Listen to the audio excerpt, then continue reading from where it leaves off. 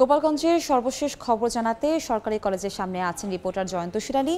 আমরা সরাসরি যাচ্ছি তার কাছে। শিরালী,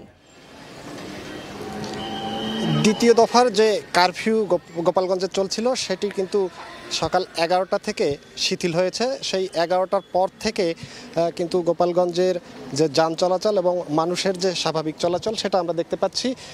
এই শিথিলতা কিন্তু থাকবে দুপুর 2টা পর্যন্ত। এরপর থেকে আবার কারফিউ বলবৎ হবে এবং সেটি পরবর্তী নির্দেশ না আসা পর্যন্ত এই কারফিউ বলবৎ থাকবে।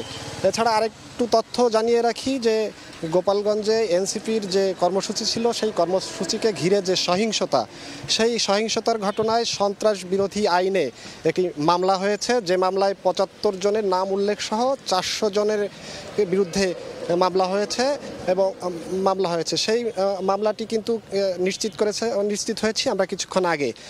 এছাড়া আর যদি শহরের যে পরিস্থিতি সকাল থেকে আমরা দেখেছি যে আইন শৃঙ্খলা যে বাহিনী রয়েছে সেই বাহিনী কিন্তু তারা টহল দিচ্ছিল এবং কিছুক্ষণ আগেও আমরা দেখতে পেয়েছি যে পুলিশ, সেনাবাহিনী এবং যে আইন শৃঙ্খলার বিভিন্ন বাহিনী রয়েছে তারা নিয়মিত টহল দিয়ে যাচ্ছে। আর 11টার পর থেকে সাধারণ মানুষ কিন্তু তাদের যে প্রয়োজনীয় কাজ সেই কাজ সারার জন্য তারা বাইরে বেরিয়েছে। যেহেতু আজ শুক্রবার জুম্মার নামাজ, সে কারণে সবাইকে রাস্তায় দেখা যাচ্ছে তারা নামাজের জন্য বেরিয়েছেন। আর বাজারে আমরা ঘুরে দেখেছি বাজারের বেশ কিছু দোকানপাট খুলেছে 11টার পরে।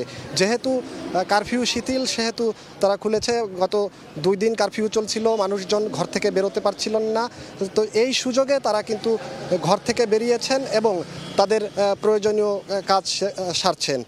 তো গতকাল আমরা একটা প্রেস ব্রিফিংয়ের মাধ্যমে জানতে পেরেছিলাম যে এই যে কারফিউর অবস্থা, এটি যদি অবস্থা আরও ভালো হয়, যদি মনে হয় যে পরিস্থিতি ভালো, তাহলে কিন্তু এই